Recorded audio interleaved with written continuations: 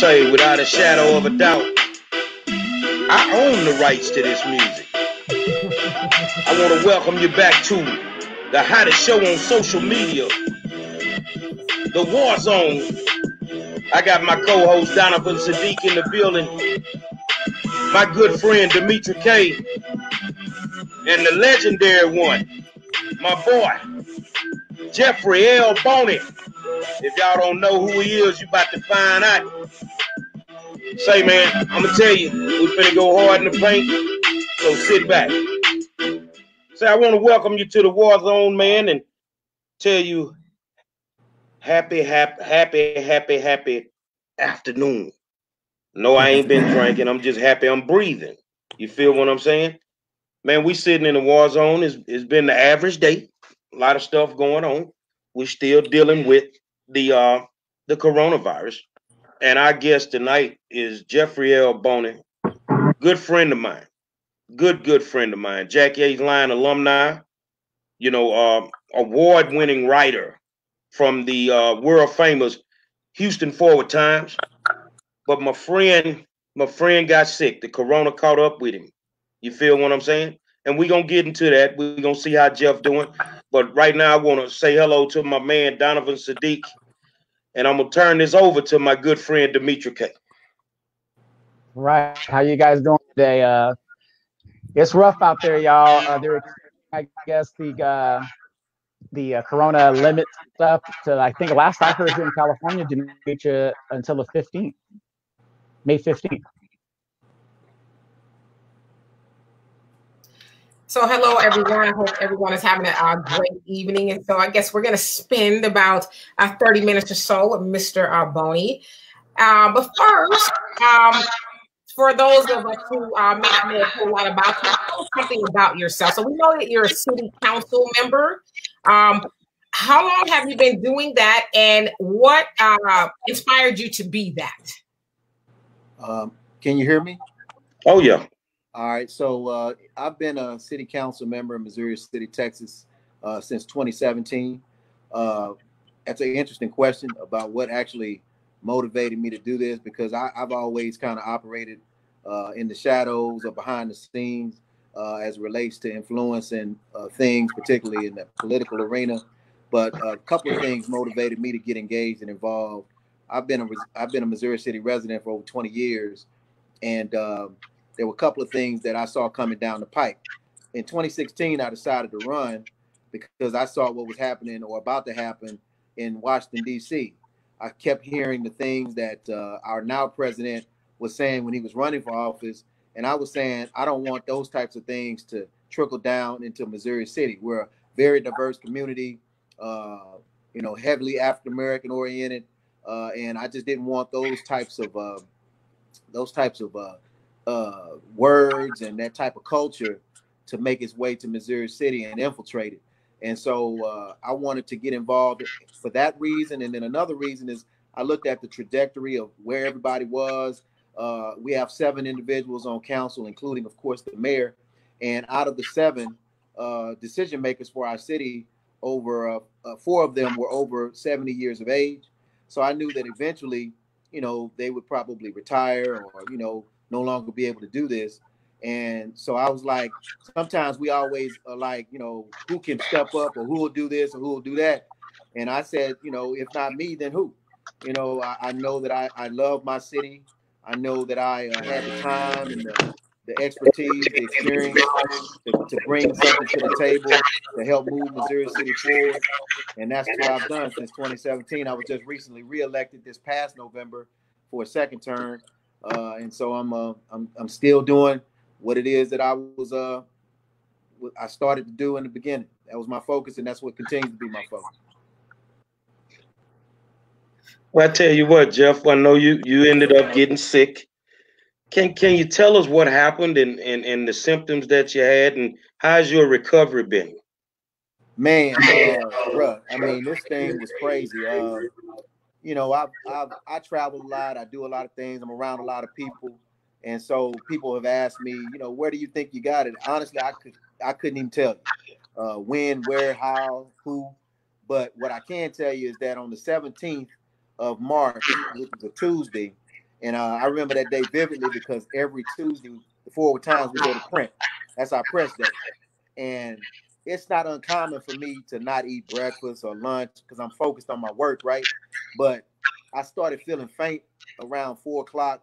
And then around 5:30, I said to the people at the office, I said, I need to go get me something to eat. I'm not feeling the best, so let me go grab something. So I went down to the Reggae Hut, got me a little oxtail plate, and I was excited that day because the great thing about it, they normally give you like 4 nice size oxtails, but they gave me 6 this day. So I was like really crunk, like, oh man, I'm about to tear down. But I honestly, man, I ate a little bit of the rice and peas, ate a little bit of the vegetables, ate 1 oxtail, and just my appetite was gone.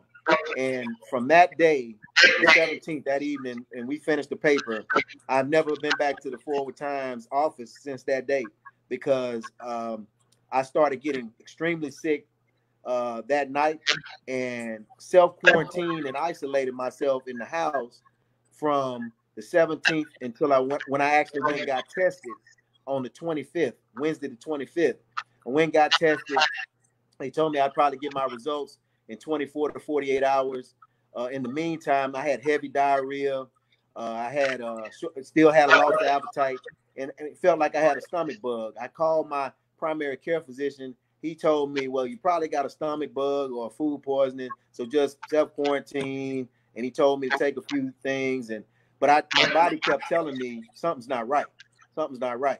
So I went to get tested because I wanted the peace of mind. I wanted to make sure I was okay. I just wanted to know if I had it or not. If you got it, then what can we do to deal with it? If you don't have it, then what's going on with me so we can address that.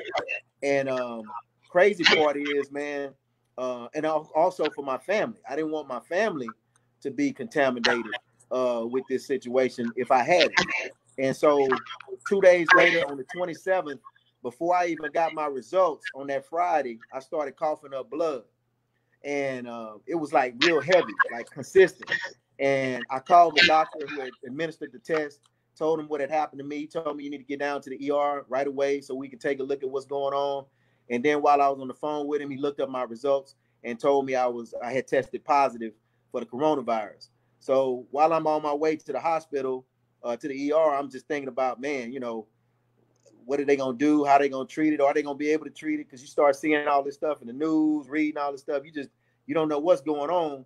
So I get to the ER. They do a CT scan on me and find that not only some of my vital organs being impacted by this virus, but I had pneumonia on both of my lungs all over. And so that was kind of one of the primary causes of me coughing up the blood because it was heavy in both my lungs.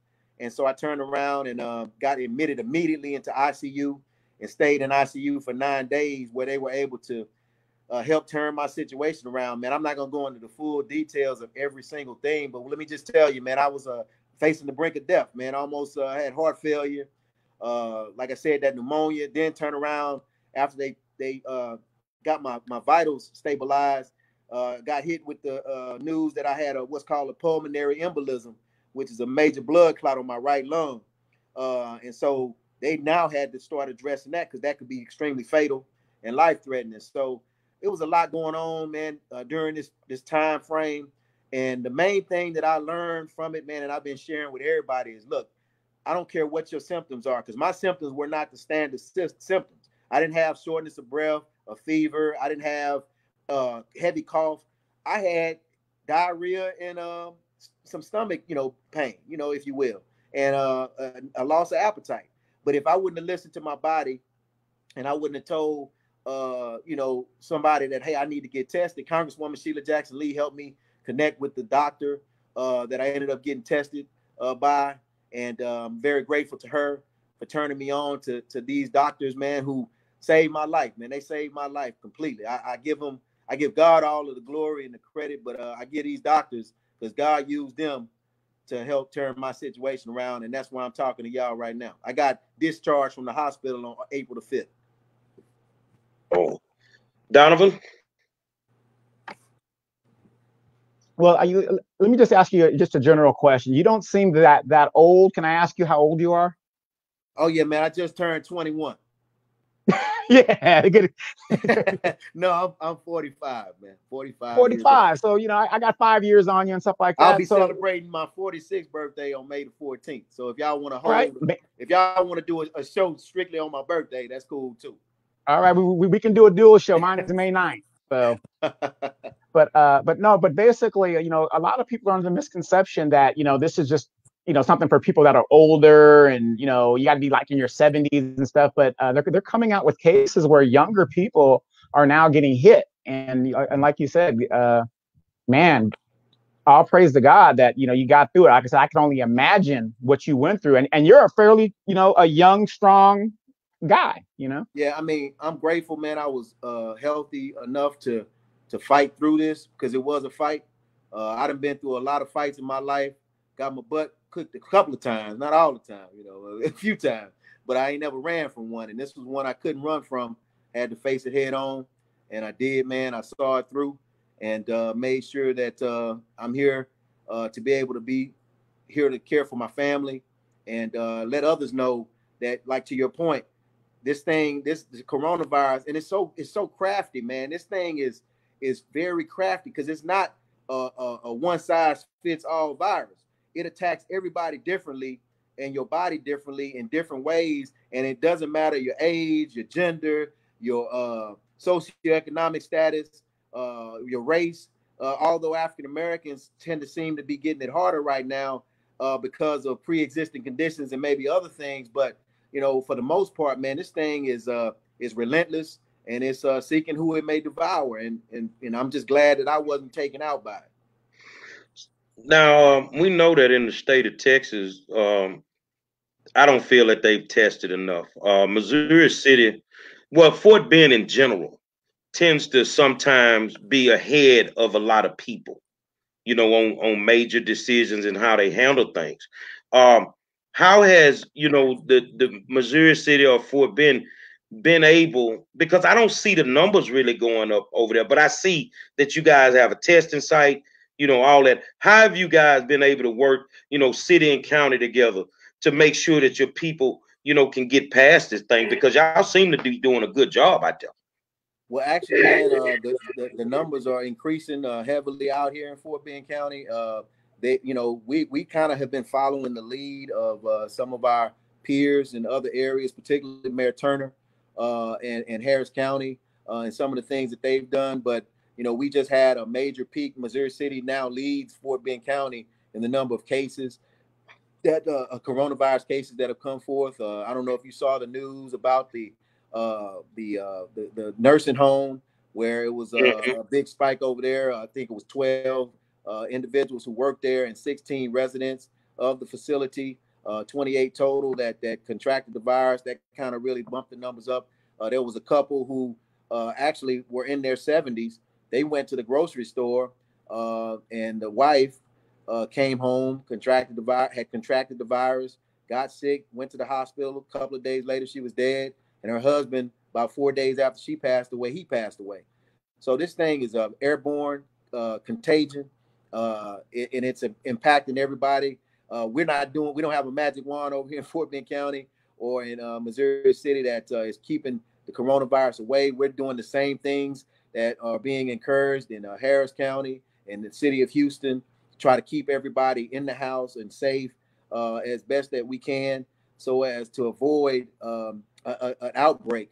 And as Dr. Fauci, who is, of course, been instrumental in communicating the status of where we are as a country holistically, he just came out and stated that the second wave of the coronavirus is going to be worse than the current wave that we're experiencing, and sometime maybe in the fall or in the winter that we'll start to see an uptick.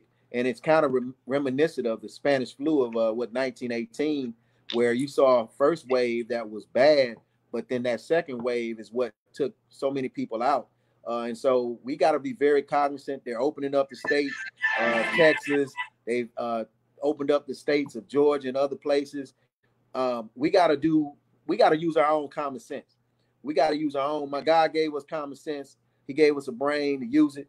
And we just can't jump out there, man, and just because they tell us that we can go to the movie theater or we can go to the restaurants, which I thought is funny. because they say you got to wear a mask to go to the restaurant. Well, hell, how you gonna eat if you're in the restaurant wearing a mask? So, you know, it's just some things I don't think has been thought through. And, you know, who are going to work in these places? The majority of people who are working in these places are African Americans, Latinos, and you know, it's going to be a shame if we see a tremendous uptick because of the irresponsibility of many of our elected leaders to put us out there in harm's way. We know that the house is burning. Why would you tell somebody to go back in the house? Wow. Demetra? So first of all, I would like to say, you know, thank God that you are feeling much better. So I did read up on your situation a little bit, and it sounds like, as you said, you were experiencing some things that weren't common, because when we first heard about it was, you know, runny nose, a cough, and then of course the lungs and things like that. But it sounded like you had, you know, some other issues like, you know, the coughing up blood, which I've never heard anybody experience that. And so the one question I have for you though is, how do you feel about reading and seeing people like, there's a big giant house party in Chicago over the weekend, where they say it was 1,000 people in this house. And just from your testimony, you say you don't really know how you got it, right? So you have this house full of people. How does that make you feel? Not knowing how you got it, but these people are being like so irresponsible. And it's like literally a killer on the loose. What goes through your mind when you see that?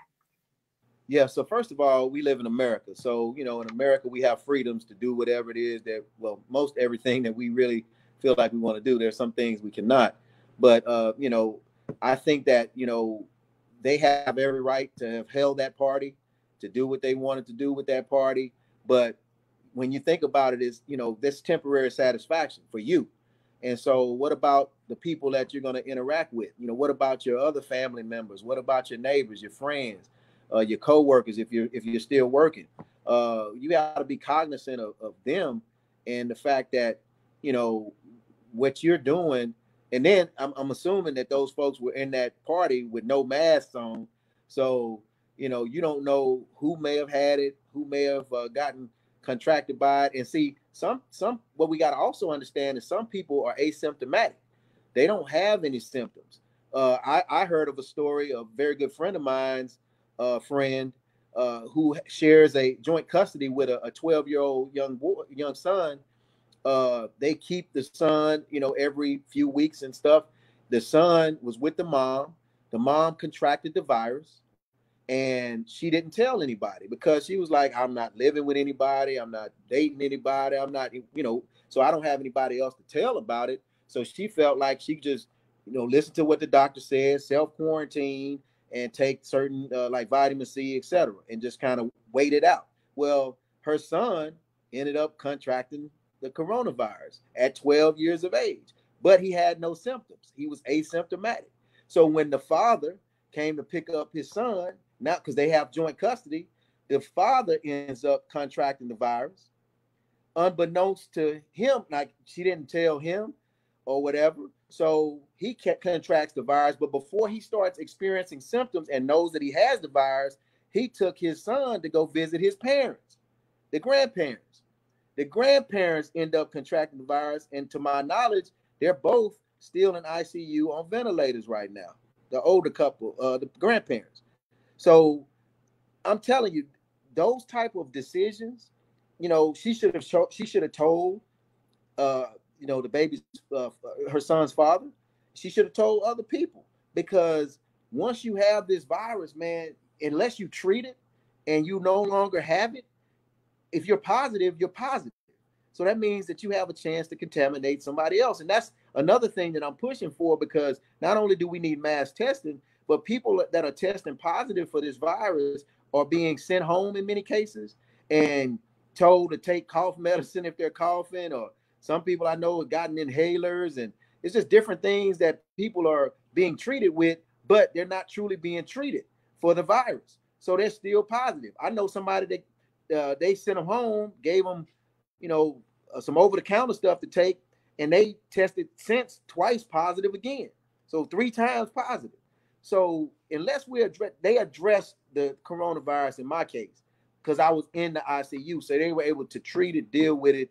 They gave me heavy doses of vitamin C, cortisone shots, and even before President Trump mentioned the word hydroxychloroquine, I actually was being administered that before it even became a national conversation. And for me, it worked. I can't speak for everybody else, and I'm not pushing for it. I'm not advocating for it. I'm just telling you, for Jeff Boney, it worked for me. So, you know, I do think it's irresponsible. I think, Demetra, that we got to be cognizant of other people. We can't just, you know, think that, oh, I ain't got it, so, you know, I'm going to just do me. Well, you doing you. If you continuously interacting with other people, you're doing them in another way. I have another question. So I just kind of piggybacking off what you said about the mom who was like, well, I don't live with anybody. I don't need to tell anybody. Do you think that will come to a point where people will be ashamed maybe to admit they have it, or they may going to try to keep it under wraps, obviously making it worse for other people? Well, I can see how people could, you know, if you're a biblical scholar or a person that reads the Bible, you know about leprosy and how they treated people that were lepers back in the day. They kind of treated them as outsiders, shunned them, you know, and whatnot. I'm really hopeful that people don't look at it that way, because it's all about saving lives at this point. You know, like I said earlier, I mean, you know, do I want to sit up here and give a dissertation or some scriptures or try to talk about a conspiracy theory when the house is burning, or do I want to save people and get them out of the house? So I'm letting as many people as I know that I did contract the virus, that by the grace of God and his favor, I am on the other side of this. But the other thing about this is reports are showing, data are showing that 10% or 9.5% of people who actually tested negative for the virus, and again, tested positive and then tested negative, have been reactivated. So that means that 1 out of every 10 persons who actually had it can get it again or have it reactivated, because it's not gone, you know, if you will. It's still kind of lingering in your body as in a dormant state, but you got to be careful. So I'm cognizant of anybody that I hang around. I'm still wearing my mask, plug to Omega Psi Phi fraternity, of course. I'm still wearing my mask. You know, I'm going out, I'm protecting myself. I'm doing everything in my power to ensure that I protect me, I protect my family, I protect others that I'm around. So I don't know if there's going to be this fear or shame that people are experiencing. I just want people to feel free to know that, you know, it's okay to talk about it, because we need each other. We need to help each other. We need to encourage each other. We need to challenge each other. I mean, I'm seeing all of these people. I went to the store today, man. It was so many people without masks on. I'm like, do y'all not know it's a virus going? I mean, a real serious virus that is airborne, and it can actually impact your life to the point of death. But of course, I can't have those conversations with strangers mostly, because, you know, I don't know them and they don't know me. But I hope that answered your question. I remember me connecting really with Jeff. I've been knowing Jeff forever, but really connecting with Jeff when he had his morning show, and I became a real talk junkie. And he used to talk economics all the time. He talked economics. My question is, do you realistically think that the U.S. will go back to being normal, and our economic situation will either balance itself out, or do you think it may just stay like it is, and we're going to have to fight this for a long time? There's so much uncertainty with this virus, man. I mean, there's no telling, there's no way that you can say there's an end date. So because of that, not only an end date, but a solution of a vaccine for this thing. So there's still so much uncertainty surrounding it. I don't see the United States not being volatile economically and just overall stability. I mean, everything is shut down. Think about it. Every single thing in the entire world has shut down because of this virus. And so people's industries, their lives, oil has dropped below $0 a barrel. And I mean, you look at all of the things where people have built their legacies and their wealth on being impacted. So no, I don't believe that we're going to see the United States come back to normal.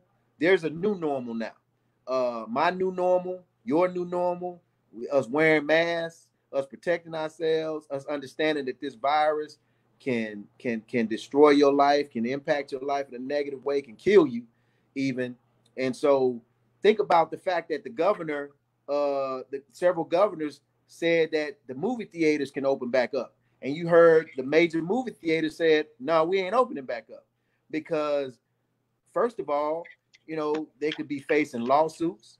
Exactly. Because they've put themselves out there to allow people to come in there knowing that this virus is out there. But then another thing is they're only saying that, like in Texas's case, Governor Abbott said that they can only have 25% maximum occupancy. Well, why would I open up my business again when I know that I need 75, 80% occupancy or traffic in order to make a dent in it? Everybody's not the turkey leg hut. You know what I'm saying? Exactly. So, you know, so you know, you're gonna have people standing in line for the turkey leg hut that don't really care or whatever. They just want their turkey legs, or they just want that experience. But you know, some businesses can't afford to open back up. And then, you know, look at the things that you have to do to protect yourself, the things you're gonna have to invest in to ensure that your place of business is secure from an environmental standpoint, from a health standpoint. Look at the insurance that you probably have to now take out. So I think small businesses particularly need to be cognizant of the fact that, you know, you need to be careful what you ask for. You know, just trying to open up because you missing those dollars in the register may cost you more in the long term than they would in the short term.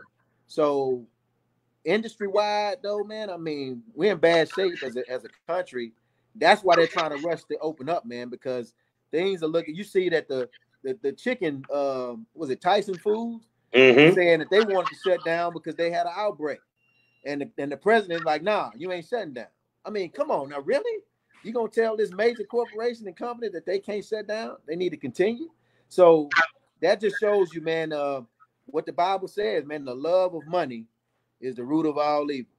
The love of money, not the money itself, but the love of money is the root of all evil. And in this case, man, we see that they love money so much that, like Lieutenant Governor Dan Patrick said, he said, man, it doesn't matter about living. You know, it matters about getting our country's economics back on track. This is the Lieutenant Governor of Texas that actually said that. So what if they die? Talking about the elders and our senior citizens. So what if they, you know, I would rather die, although he didn't say I would rather die. He was like, what's the point of living, man, if our economy and our economic situation is solid? I would want my grandparents to be here.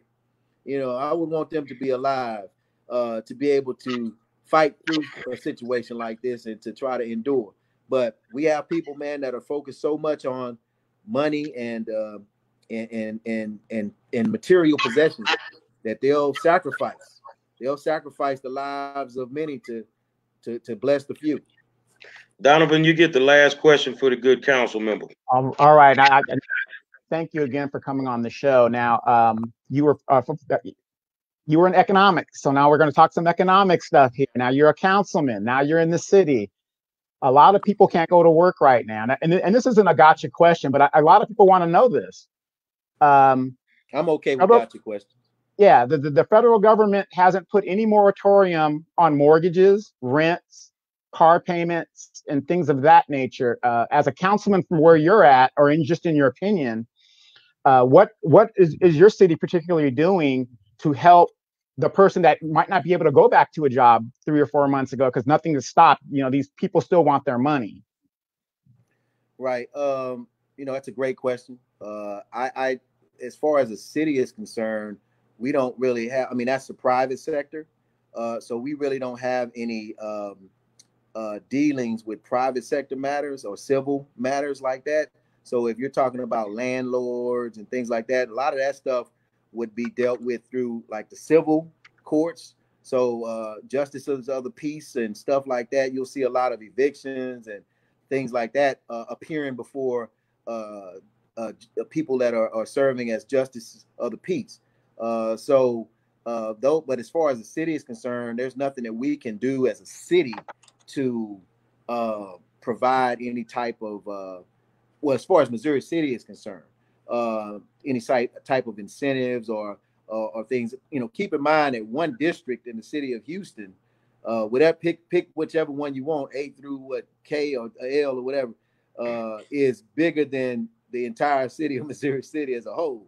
So they have a lot of resources and the ability to do things through different types of things. So they have housing grants and funds that they receive that could possibly help individuals that are homeless or that are about to experience homelessness. So I mean, I really would I would seek out.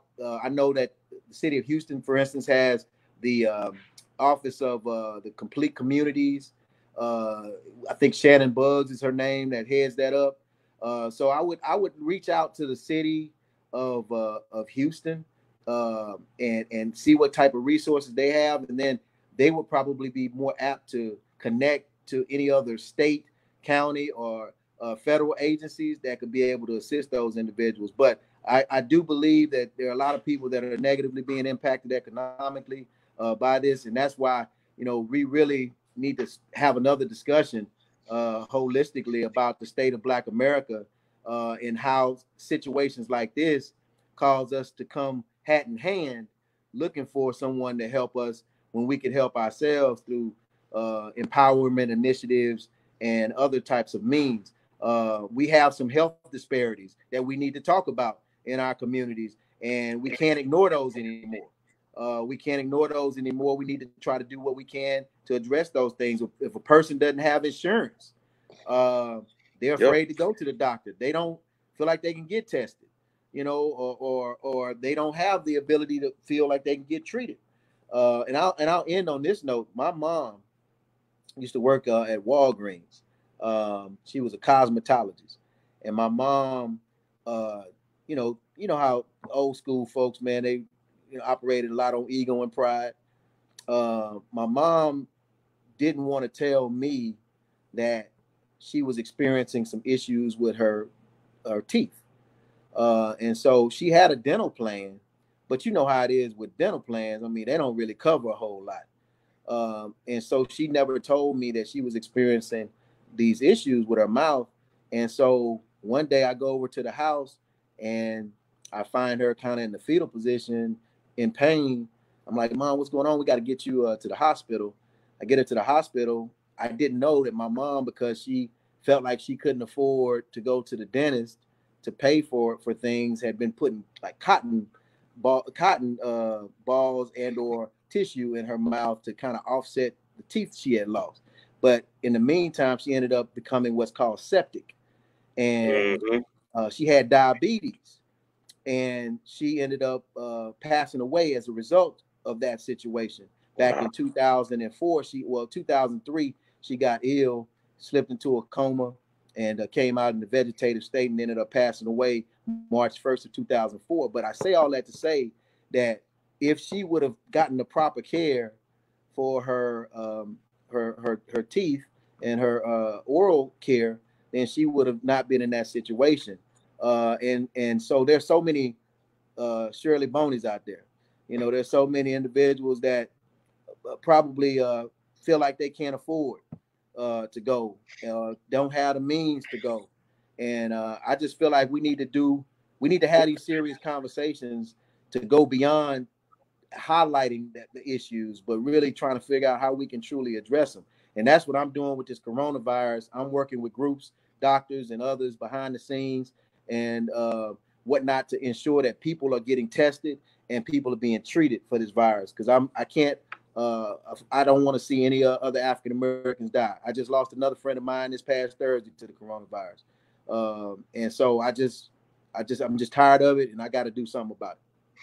I want everybody to know that's watching. If you don't know who this man is, you need to become a digital subscriber to the Houston Forward Times, one of the oldest Black publications in the country.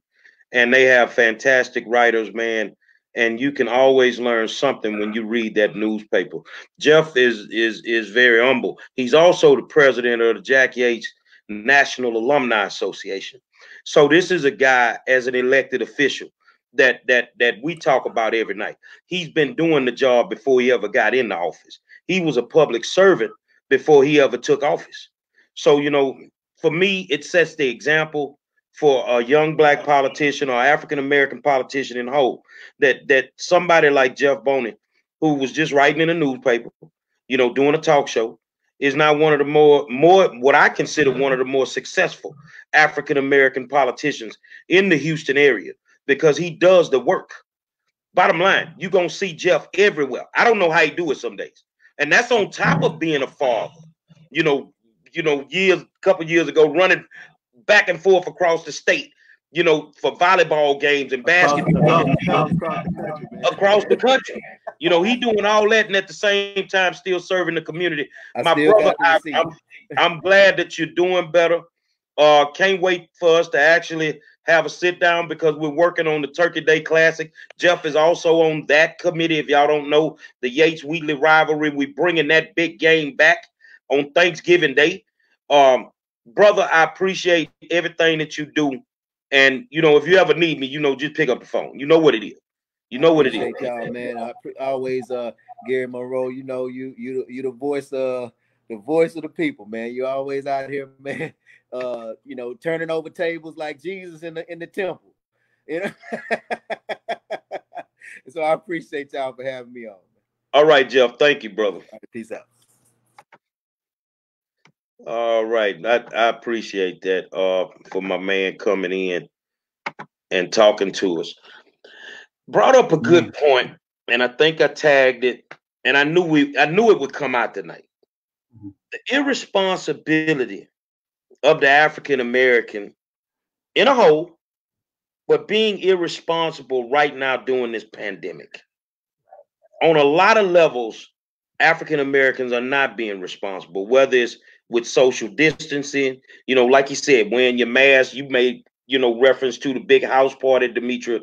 I mean, with our finances, we've been talking about finances since this started. You know, pay something. If you can pay your bills, pay your bills. That's the responsible thing to do. Don't think if you just hold on to it that you're not going to have to deal with it in a couple of months. Because in a couple of months, they're not going to want 200. If you were paying 200 a month and you missed 2 months, they're going to want 600. You see what I'm saying? Now, can you afford to do that? And you've not been working. So y'all tell me, I think in a lot of areas, we are truly being irresponsible. Oh, absolutely. Another thing that we're not thinking about is, if you're not making those payments, and whatever payments you can make, it's also destroying your credit. So you can't even go refinance when that situation is going to come up. So a lot of us are talking about the economics of how this is affecting us, especially us in our community. So, you know, everybody's got to think about that. Your credit is important. So when they put you in that bank plan and they say, oh, yeah, we're going to refinance you, they're going to look at your credit because you missed a couple of those payments. And they're going to say, you missed one payment, by the way. That can drop your score by 100 points. So you went from the 700s, now you're in the 6. If you're in the 680, now you're in the 580. You know, depending on your situation, that might be the difference between getting a refinancing or you don't qualify for this program. You know what? And when you say that, out of all the moratoriums they could have put on different aspects of different things, they didn't put one on your credit report. They telling you don't worry about it. But like you said, if you're not paying, it's going to drop your credit score. Demetra? Well, for me, it's always an issue because I'm in public relations, right?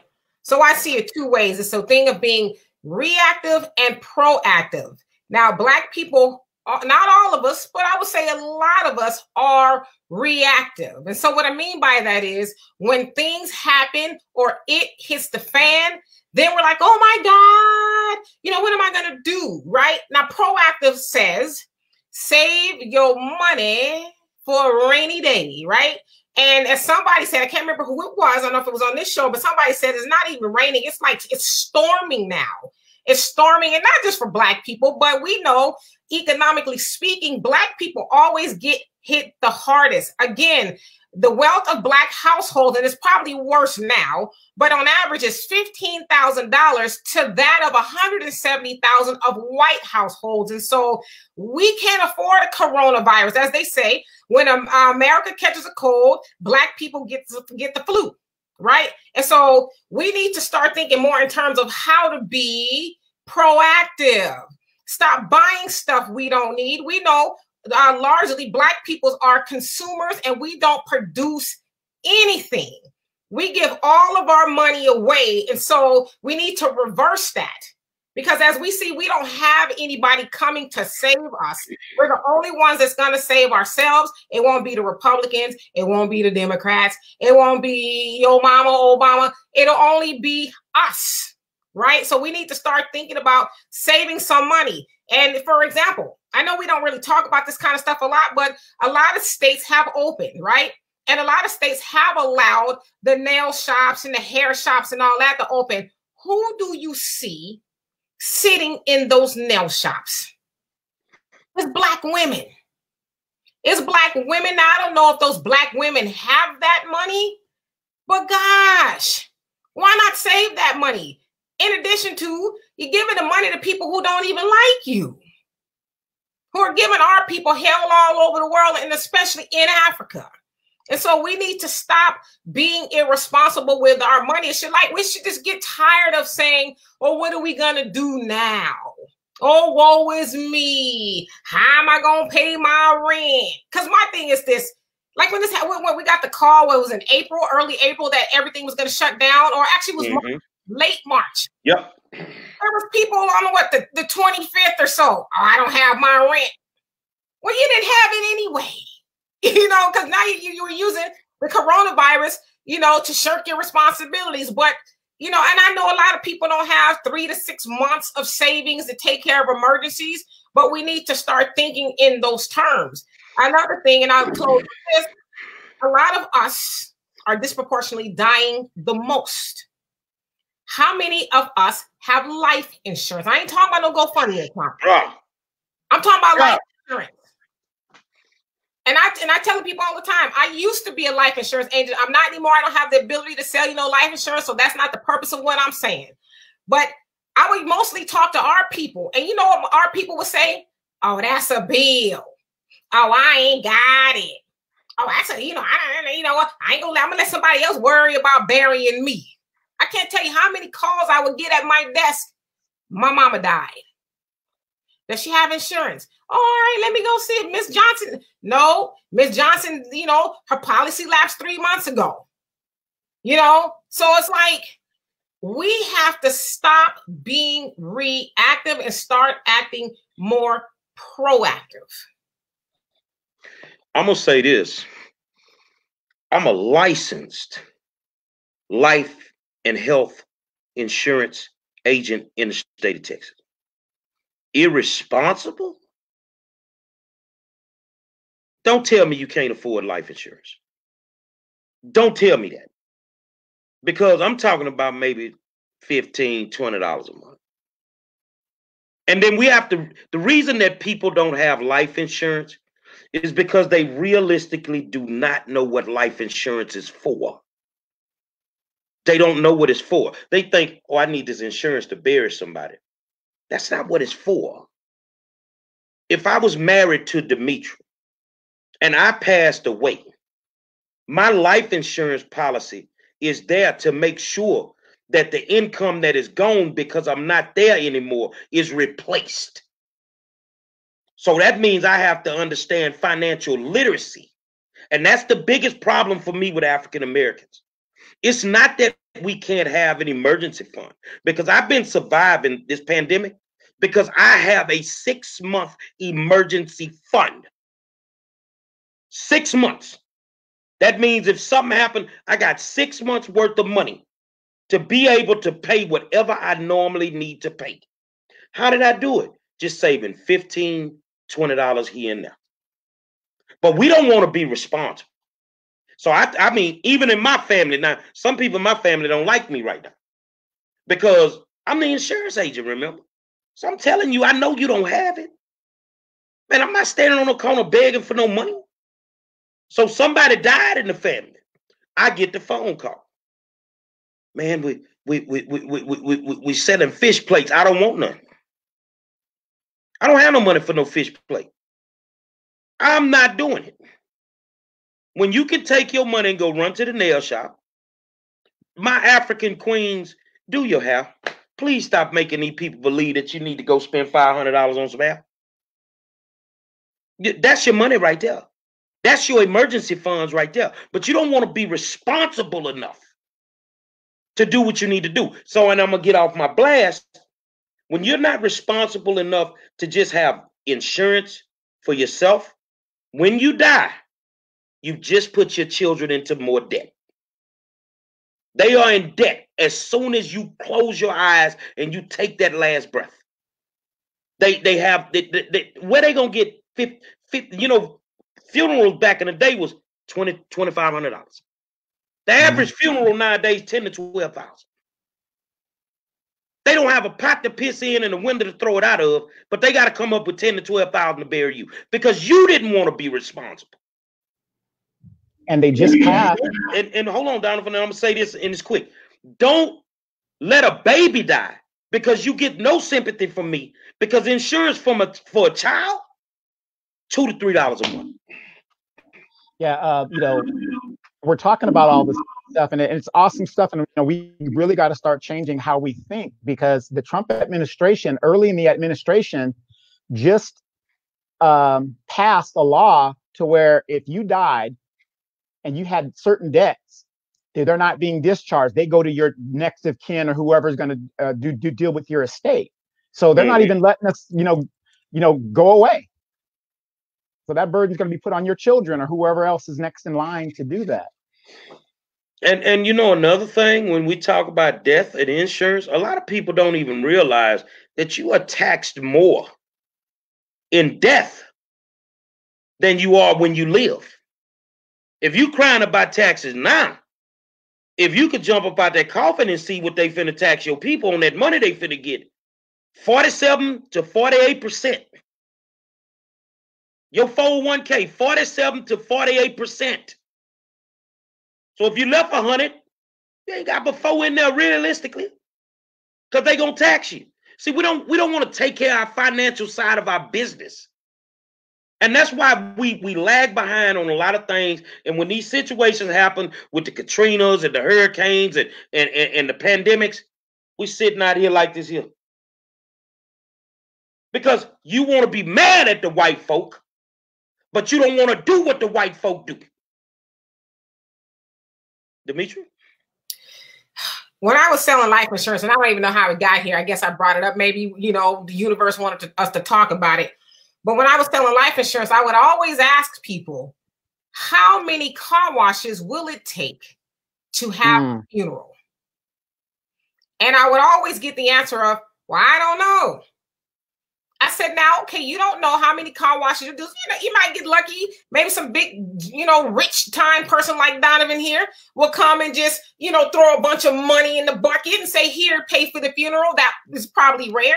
But you could be out there forever. And we know the morgue don't hold bodies that long.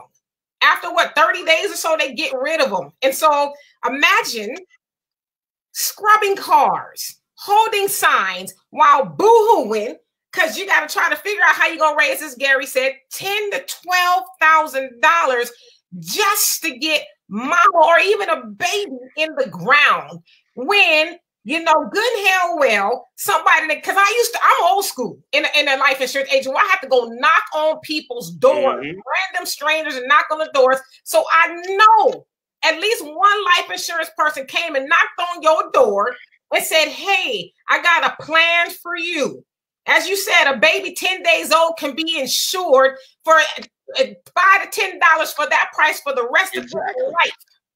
But so to your point, to both of your point, we're so ignorant the way we think about money. And also life insurance is not just for the dead, as Gary said, it's for the living. It's to leave a legacy. That's what white people do.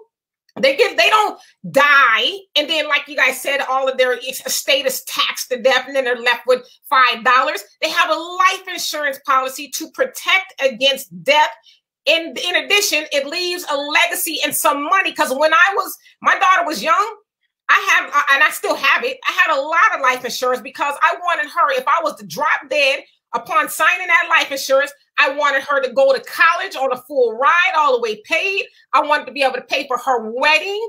I wanted her to be able to cry and mourn my death with all the money in the world. I wanted her to be able to sail and fly wherever she wanted to without having to worry about mama. I said, and if you got to roll me off the side of a mountain somewhere, at least you're going to have the money in your pocket to do whatever you need to do. And that's how we need to start thinking about people. And as you said, stop leaving your people in debt. It's a horrible thing to try to figure out how you're going to cry.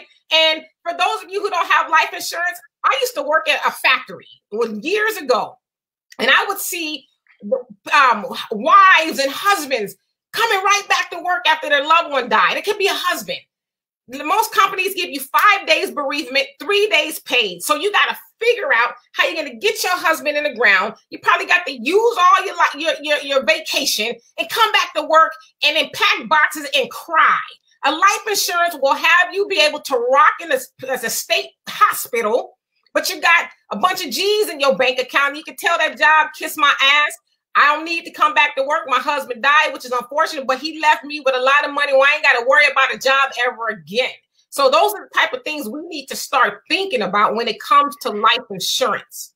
I think that the ones of us, especially in our race, African American, what you can do is get you some rich white friends, because then you'll learn some things. I don't care what you think, you're gonna learn some things.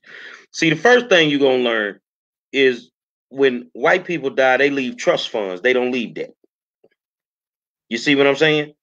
They don't just spend their money on anything. More importantly, they try to own as much as they can own before they hit the age of 45. You see what I'm saying? We're too busy paying these car notes. We got to keep paying car notes. We got to keep being fly. We need the Gucci purse. Do you have a clue people don't like us? Louis Vuitton. Y'all out here spending money with folk that don't like us at all. But you know what? I've been blessed to work on drilling rigs around rich white folk. And the reason I'm telling y'all that is because my father used to always tell me, he said, you cannot check $1 million hanging around dudes that ain't got nothing but $2 in their pocket.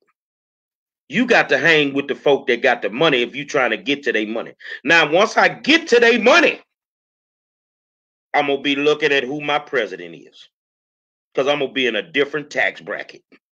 And ain't nothing wrong with being in a different tax bracket.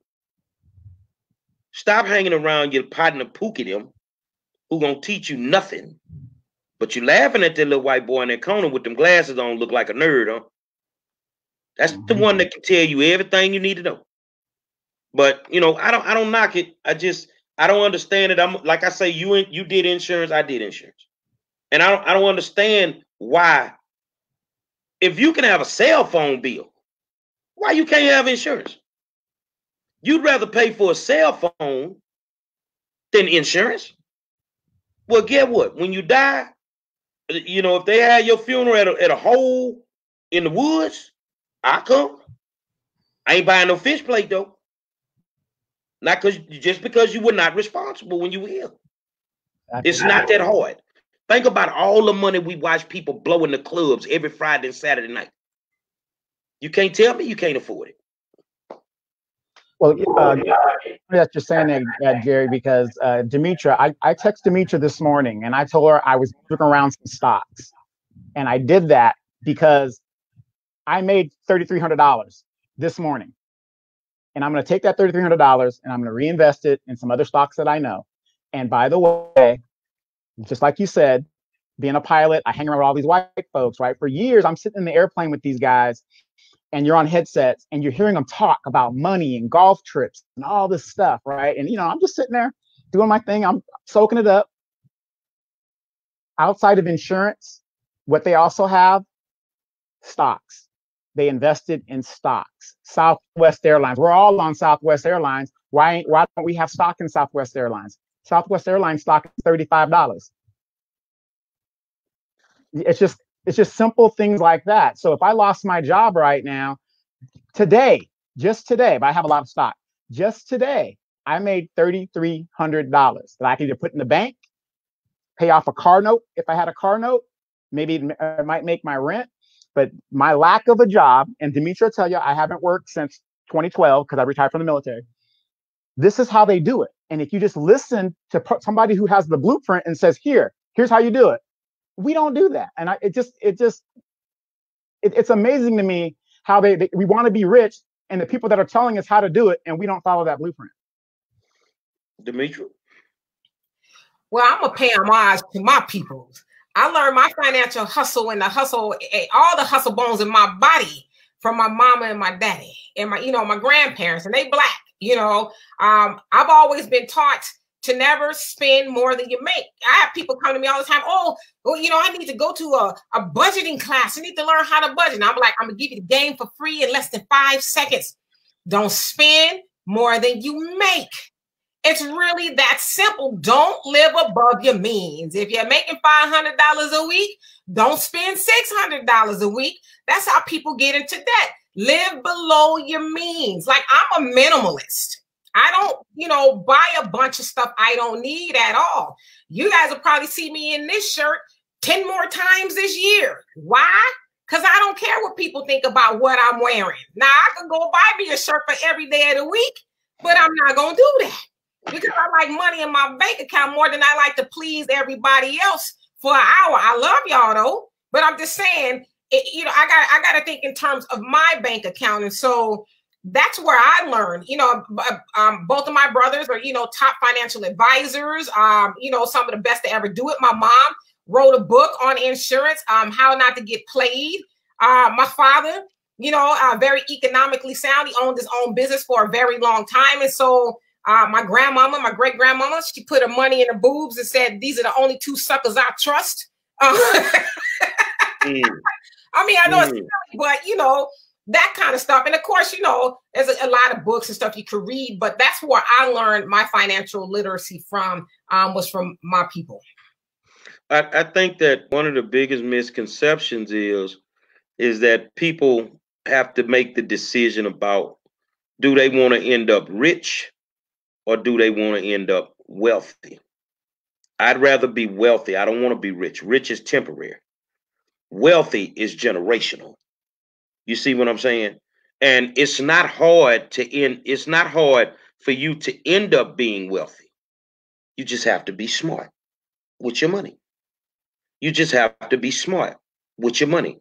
Is there a way for your money to make money for you? Now, I want people to do some research on this. Figure out how much money did OJ have left when he first went to prison.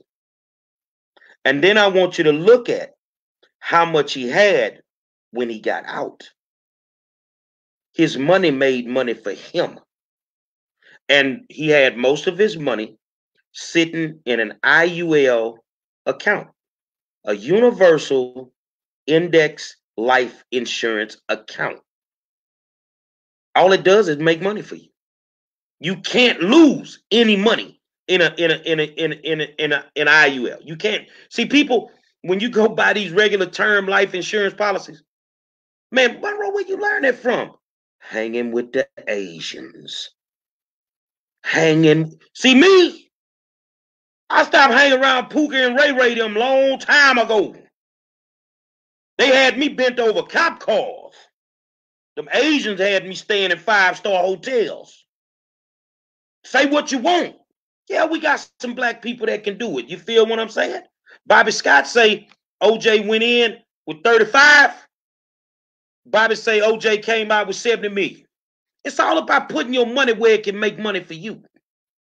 If you ain't smart enough to invest something in something right now, you crazy. And it don't take a lot of money right now. What are you going to invest in, Mr. Monroe? Whatever I invested in, I'm going to just sit here and wait till them cruise ships get back up and running.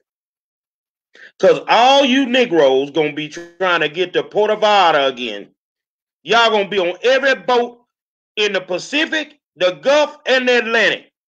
And Monroe gonna be sitting in the house, probably eating me a foot long from Sonic's, watching my money go through the roof.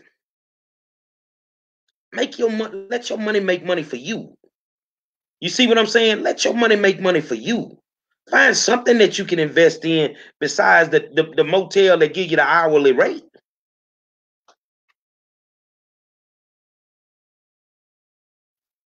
They can't hear you, Donovan.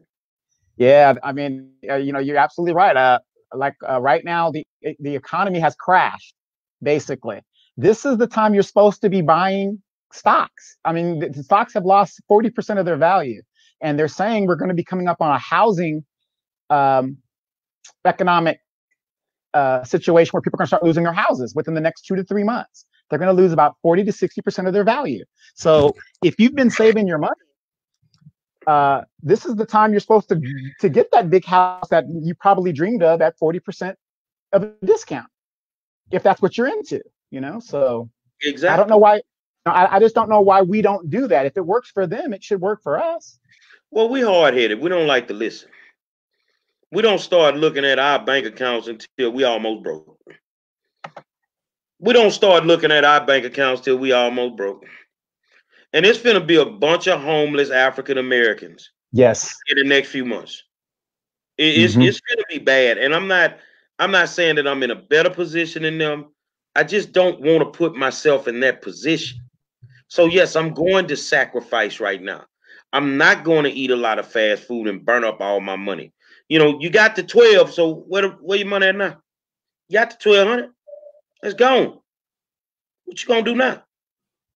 You see what I'm saying? We gotta stop being irresponsible. It kills me when I see people, you just putting up a post for a GoFundMe.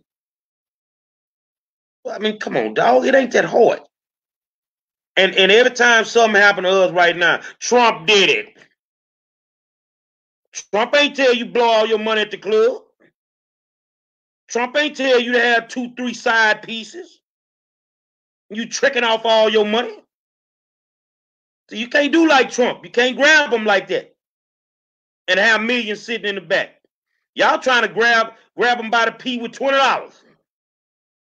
It ain't working nowadays. Go ahead, Demetra. You guys, I apologize for that. My internet, the areas have been having some issues, and so hopefully I'll get this all fixed. It's nerve-wracking anyway. But yeah, I mean, and unfortunately, a lot of people couldn't save their $1,200. They had to spend it, but there's a lot of people who went and got their nails done and, the hair done. And, we saw the TVs fly off the shelf and all of that. Personally, I think people should save it. I think people should save it, but, I just get to the point to where it Donovan knows my frustration. Because Donovan and I were in Africa in September, and we joke a lot saying, you have your bags packed. Are you ready to go back? Because it's just like, I'm not going to give up. I don't want to say that. I'm not going to give up. But sometimes it's just, I just get baffled at the things we continue to do as Black people. It's just, I just don't get it. And as I always say, I just get tired of coming in last place. And we shouldn't be coming in last place because we are the greatest that's ever walked this planet Earth. My dad always calls us pyramid builders, because we are just that great, but we walk, so low, and not even just physically, but just mentally. We don't think we deserve better. And so we don't do better, So I just, like I said, sometimes it's rare for people to know me. I get speechless. Like, I don't even know what to say anymore. Well, it's kind of like what we say on the other shows. For those of you guys that have never been to Africa, you've been to the Caribbean 30, 40 times in your lifetime, and you're going again next year. Go to Africa one time, and I'm telling you, it's going to change your life. It's going to change your life. We saw things that were just, I mean, think of being in an environment to where everything is Black owned, the police are Black. I mean, just everything. And you just fit right in there, and they treat you just with, the utmost respect. And then, you know, it's kind of funny. It's like that Richard Pryor album. It's kind of weird seeing white people looking for each other. You know, so I mean, it'll change your life. It'll just give you a different perspective.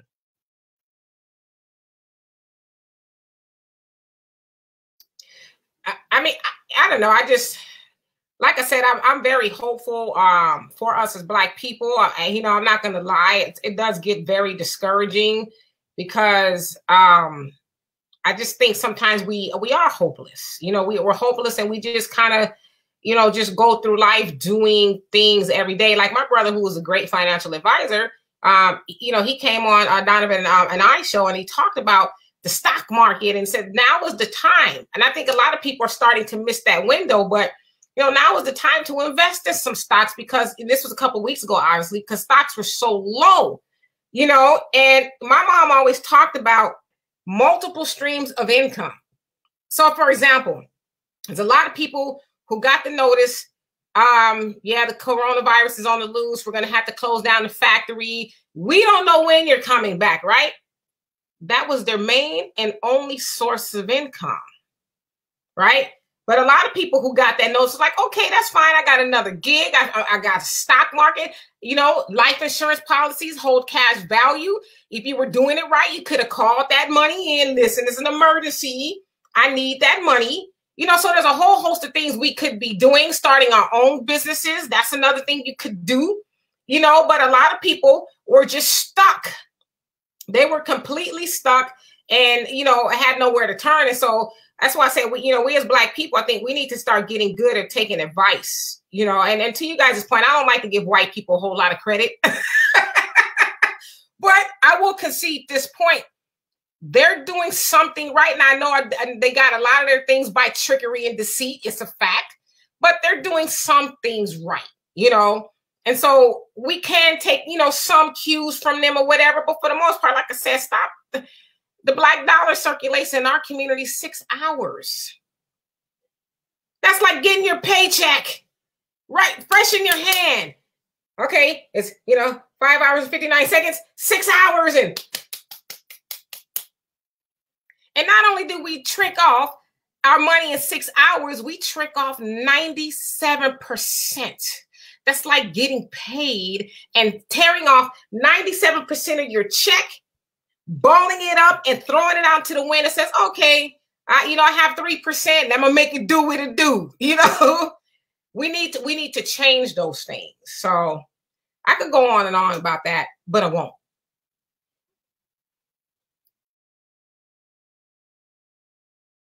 Donovan, final words? Well, final word is just like what Demetra's father always says. We buy what we want and we beg for what we need. All I can say. So I'm going to leave you with this. It's better to have money and not need it than to need it and not have it. Welcome to the pandemic. Tomorrow night, Robert Williams, Wayne Dolosofino, bail reform, compassionate releases. This is going to be a heavyweight fight. I don't know what y'all going to be doing at 7 o'clock, but I'm getting me a bag of popcorn. I can promise you that. And I'm going to sit back and I'm going to watch. Say, man, thank you for tuning in tonight. I want to thank our guest, Missouri City Councilman Jeffery Boney, my good friend Donovan Sadiq, my other co-host, Demetra Kaye, and I am the 5-star general, and you've just been in the middle of the war zone. We'll see you tomorrow night.